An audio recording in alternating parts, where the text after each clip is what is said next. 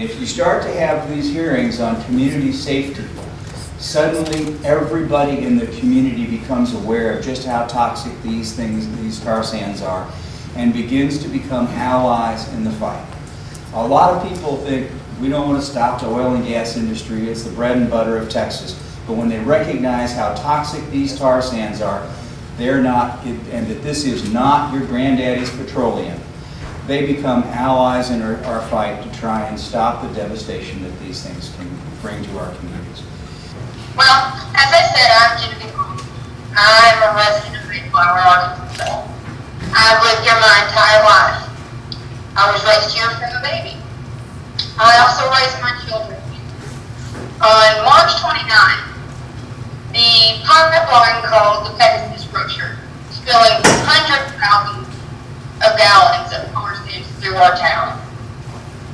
Our town was covered with this noxious gas that immediately took your breath away, burned your eye, made you nauseous, made you dizzy, to the point you were trying to cover your mouth just to get clean air.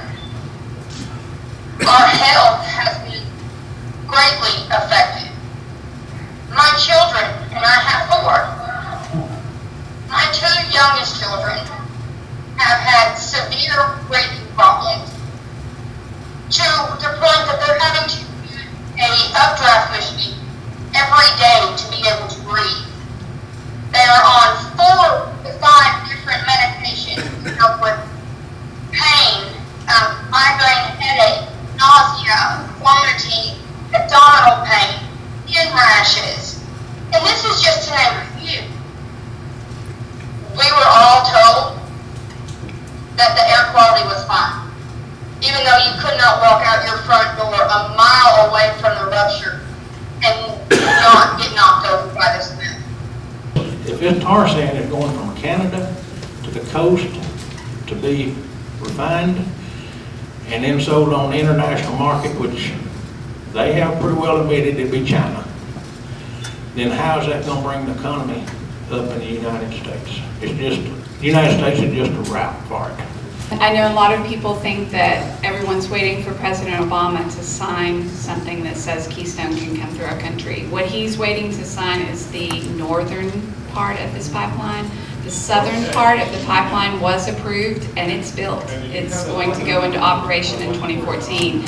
So when people say, oh, President Obama isn't going to sign that and that's going to save us all, that's not necessarily true.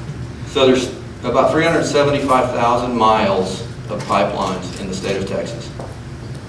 You are more likely to have your property taken through eminent domain by a pipeline than any other entity in the state.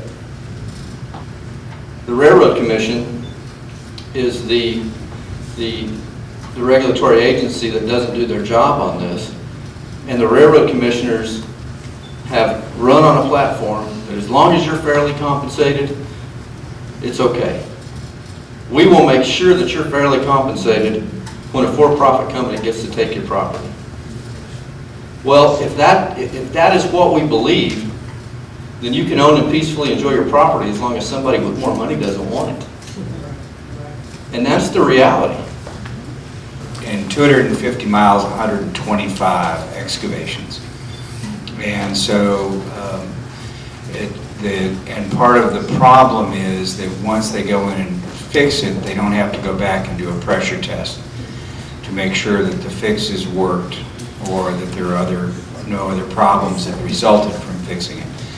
So, it'd be our hope that we can put enough pressure not only on PHMSA, but also on Congress to go in and get a rework of their relook at the pipeline before it begins operations in 2014.